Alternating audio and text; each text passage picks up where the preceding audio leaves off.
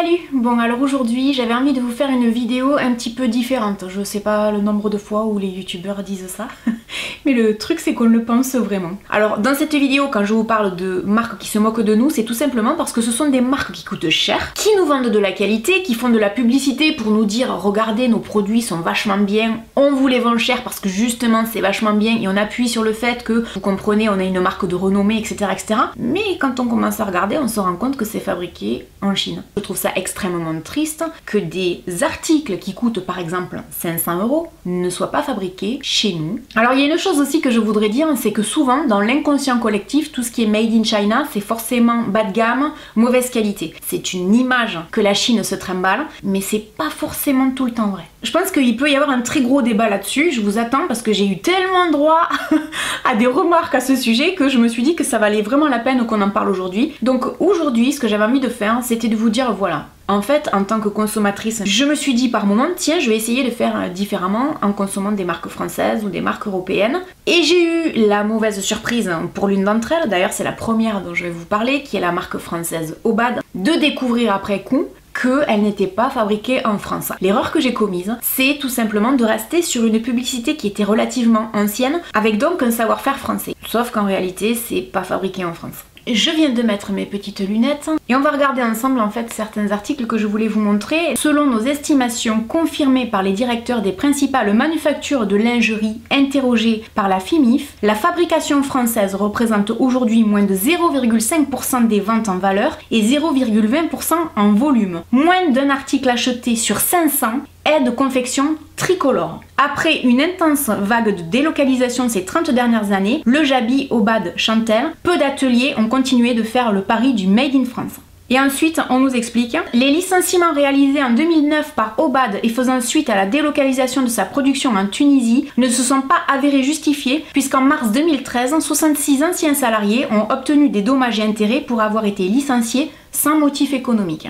C'est là que je vous dis que j'ai vraiment l'impression qu'on se moque de nous quoi. Et le problème, en ce qui concerne Obad, c'est que j'étais restée sur leur vieille publicité et j'étais vraiment convaincue, à tort, que c'était fabriqué en France. Et je m'en suis rendu compte quand je les ai eus avec moi et ensuite quand j'ai fait mes petites recherches pour cette vidéo. Mais là où ça fait mal, c'est ce fameux ensemble de luxe. J'en ai parlé je crois en début d'année de chez Obad, c'est-à-dire que Obad fait également une marque luxe, c'est-à-dire que le soutien-gorge hors solde coûte 250 €, la culotte pareil. Donc ça c'est le premier ensemble Obad que j'avais acheté. C'est donc Obad luxe et comme vous le voyez sur l'étiquette en fait c'est fabriqué donc en Tunisie. Franchement la qualité elle est indéniable, c'est-à-dire que la dentelle elle est fantastique, j'aimais beaucoup les bretelles ici en simili cuir avec les œillets comme ça, je trouvais que c'était vraiment beau, que c'était original, le maintien est magnifique, j'en avais parlé à Noël, dans les cadeaux de Noël etc.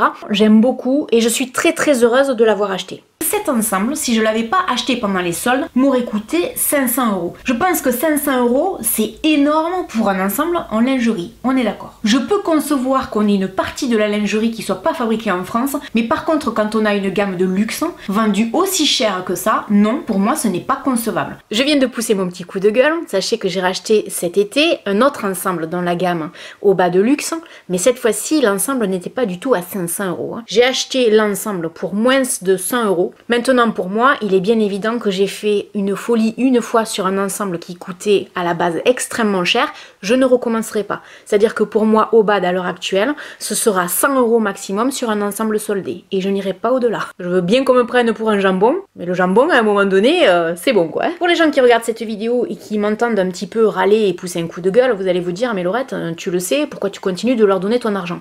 Tout simplement parce que je trouve que c'est un ensemble, comme l'ensemble noir dont je vous ai parlé précédemment, qui vaut vraiment le détour parce que le maintien est là, que l'originalité est au rendez-vous, que c'est super beau, vraiment super beau, et que du coup ben, je me dis ok les gars on continue, mais on continue à moins 50% pendant les soldes. Ce qui est fabriqué en Chine chez Obad, et j'ai eu en fait la mauvaise surprise de m'en rendre compte tout simplement cet été, je me suis acheté un kimono avec la nuisette et je me rends compte, et c'est vrai que j'avais oublié, que j'ai coupé l'étiquette parce que sur ce kimono qui était vendu 100 € en solde, c'est-à-dire 200 € prix non soldé, l'étiquette était marquée Made in China. J'ai été dégoûtée quand je l'ai reçu. Et j'avais pas prévu de vous faire cette vidéo à la base et du coup je trouvais que ça dénaturait tellement le vêtement que en fait j'ai enlevé l'étiquette. Ça c'était Made in China et ça c'était Made in Tunisie, pareil. J'aime beaucoup sur cette nuisette la dentelle, j'aime beaucoup le détail dans le dos, la dentelle également ici sur le bas, la couleur, la qualité du tissu, etc. Donc j'ai décidé d'investir là-dedans plutôt que d'acheter chez Etam, chez qui j'allais régulièrement. On va voir si j'ai eu raison ou pas. Ça va me permettre de pouvoir juger sur la durée si c'est vraiment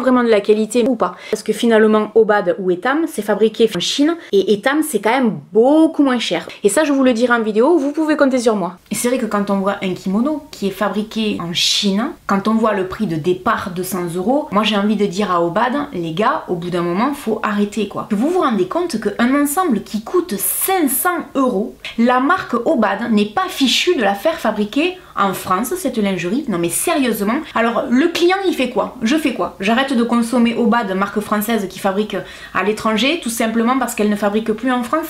Et si je dois faire ça à chaque fois, je pense que je vais me retrouver le bec dans l'eau souvent parce que y a beaucoup de marques qui finalement ne fabriquent pas chez nous. Vous voyez où je veux en venir? Donc Obad, pour moi, c'était vraiment le coup de gueule de cette vidéo pour moi. Et ça, c'est un sujet en fait qui me tient beaucoup à cœur. Hein. Et malgré tout, vous voyez souvent mes vidéos où je vous parle de produits fabriqués en Chine. Mais moi-même, je me sens pieds et poings liés par moment parce que je veux bien suivre vos conseils quand vous me dites Laurette, achète de la seconde main. Mais en lingerie, je vais pas acheter des articles d'occasion. Par contre, ça, c'est pas possible. Après Obad, j'avais envie de vous parler de la marque Smeg. C'est une marque notamment d'électroménager. Je savais depuis des années que c'était une marque italienne. J'avais lu à plusieurs reprises sur internet qu'il y avait 3 usines Smeg en Italie, donc j'étais restée là-dessus et je pensais bêtement que c'était fabriqué en Italie. Et il se trouve que l'année dernière, quand j'ai aménagé donc ma maison et notamment ma cuisine, je cherchais un frigo et je voulais un frigo vintage justement et j'avais pensé à la marque Smeg. Et un Smeg comme ça, de la même couleur, ça existe, hein, mais ça a coûté 3 fois plus cher. Donc j'ai acheté la marque Schneider, j'en suis très contente et en plus je l'ai acheté sur le site de Darty en promo, dans les 500 € il me semble.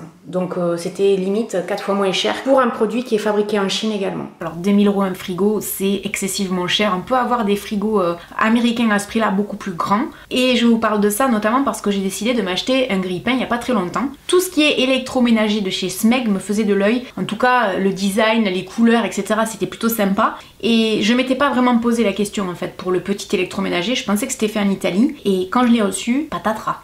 En fait, le design est fait en Italie et c'est fabriqué en Chine. Du coup, quand j'ai vu ça, j'étais dégoûtée parce qu'ensuite, vous avez le magnifique carton, les couleurs sont belles et tout, le design, tout est parfait. Bon, je veux dire, le prix justifie aussi tous les emballages. Quand vous vous dites que ça coûte ce prix-là et que c'est fabriqué en Chine, on est quand même en droit de se poser des questions. Alors c'est vrai qu'ils ont pensé à tout, hein, c'est-à-dire qu'on peut mettre le grille-pain de n'importe quel côté. En fait, il y a marqué Smeg de chaque côté. Il est extrêmement lourd, il fait vraiment qualité. Franchement, par rapport à tous les grille-pains que je connais et que j'ai pu avoir, hein, c'est pas du tout pareil. Par contre, il a rien de plus qu'un autre grille-pain, c'est-à-dire que c'est un grille-pain basique avec la fonction décongelée, différentes positions pour griller le pain. C'est même en fait un grille-pain pour plutôt des toasts pain de mie plutôt que des grandes tranches de pain. Bon, moi ça me convient très bien. Et ce qui me tarde de voir et de savoir, c'est est-ce que finalement avec le recul, il va tenir plus longtemps que les autres. Et maintenant, est-ce que ça vaut le coup de payer 5 fois plus cher en moyenne hein, qu'un grille-pain normal? Je vous pose la question.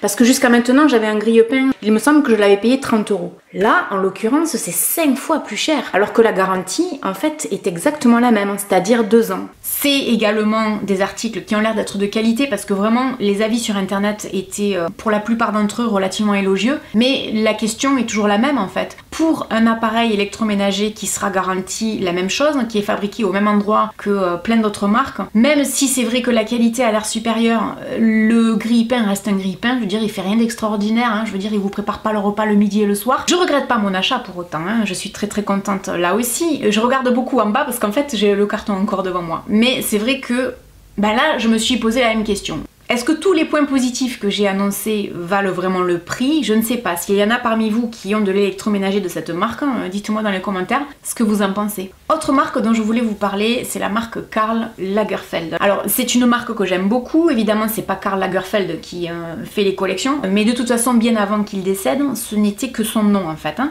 Alors il y a une étiquette Karl Lagerfeld à l'intérieur, c'est extrêmement compliqué d'aller chercher l'information, mais effectivement c'est fabriqué en Chine. Mais c'est des coquins parce qu'en fait le fabriqué en Chine est au tout début de l'étiquette, et le tout début de l'étiquette c'est quasiment impossible de le sortir. Ce petit sac ça fait à peu près 1 an que je l'ai, j'ai absolument aucun reproche à lui faire, je l'ai porté tout l'hiver, il n'a pas été abîmé une seule fois, pas égratigné, alors que je l'emportais partout. C'est de la belle qualité, c'est un beau cuir. Pour les gens qui aiment les petits sacs comme ça, parce que c'est pratique à transporter, on y met le portefeuille, on peut y mettre un téléphone, il y a quand même de la place à l'intérieur. C'est bien, hein, le design est sympa, franchement, ils font preuve d'originalité dans les sacs, mais c'est un petit peu dommage de faire du made in China, ils pourraient le faire peut-être ailleurs. Et c'est assez contradictoire, parce que le made in China, ça me fait pas rêver, et pour autant j'ai des produits de qualité. Mais c'est vrai que quand on dépense 400 € dans un sac Lagerfeld, et que on sait que c'est fabriqué en Chine, même si on aime le sac, même si on a un coup de cœur, le fabriqué en Chine, ça gâche un peu l'achat. Ça peut être intéressant pendant les soldes.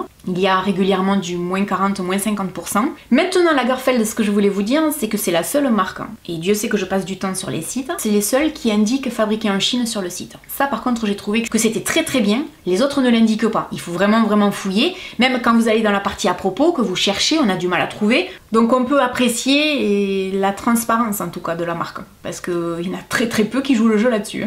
Bon, là on est dans mon dressing, je vais vous parler d'une marque américaine, d'une créatrice belge qui s'appelle Diane von Furstenberg, qui est considérée comme une marque de luxe sur internet. Moi je dirais plutôt que c'est du haut de gamme. Alors cette chère Diane, dont j'aime énormément les créations en fait, et bien tout simplement, elle fait du made in China. Et je peux vous assurer que quand j'ai reçu cette chemise qui est en soie en fait, quand je l'ai reçue, c'est vrai que j'ai été d'autant plus surprise que ici vous voyez son logo. Vous avez également un hologramme d'authenticité, donc on essaye de faire les choses vraiment bien. On vous dit que c'est du 100% soie, qu'il faut l'amener au pressing, etc. Peut-être que vous ne serez pas d'accord avec moi, mais je trouvais que finalement, tous ces efforts pour finalement avoir du made in China, ça casse un peu le délire. Je trouve que ça fait deux salles, deux ambiances, quoi. Genre, on a un tissu qui est de qualité, parce que c'est vraiment de la qualité, ça fait 1 an que je l'ai. Mais quand on voit made in China, à ce prix-là en plus, parce que c'est ça dont je vais vous parler, c'est que ça, je l'ai acheté en promo 80 €, mais à la base, en boutique, ça en coûte 300, voire 350. Moi, je suis désolée, vendre 350 € un article considéré comme haut de gamme, voire luxe, made in China, je m'interroge. J'ai été vachement freinée en fait quand j'ai vu ça. Lagerfeld, c'est pareil, je suis un peu en train de me dire est-ce que je ferais pas mieux de me diriger vers d'autres marques un peu plus produites en Europe. Le problème c'est que en fait j'achète ce que j'aime et ce qui me plaît et je fonctionne au coup de cœur. Voilà, c'est pour ça que je fais cette vidéo, parce que c'est toujours le même problème, le même dilemme, qu'on achète petit budget ou que par moment on dépense de l'argent, finalement on a du made in China. Donc on fait comment ? Toute cette vidéo, j'aurais passé mon temps à vous dire, ben finalement c'est beau, c'est cher, mais c'est fabriqué en Chine, tout comme je passe mon temps quand je fais des vidéos actions à vous dire c'est génial, c'est pas cher et c'est fabriqué en Chine. Donc voilà, j'avais envie de vous parler de tout ça pour vous demander ce que vous en pensez, comment vous faites au quotidien, est-ce que vous bannissez vraiment tout le made in China, est-ce que vous y faites attention, est-ce que vous vous en foutez complètement? Ça m'intéressait et j'avais envie de vous faire part de mon expérience à travers cette vidéo pour vous dire que je suis sensible à ça, ne croyez pas, maintenant c'est extrêmement compliqué de bien faire. Voilà, j'espère que cette vidéo vous aura été utile. N'hésitez pas à me laisser un commentaire et puis je vous dis à très bientôt dans une prochaine vidéo. Salut!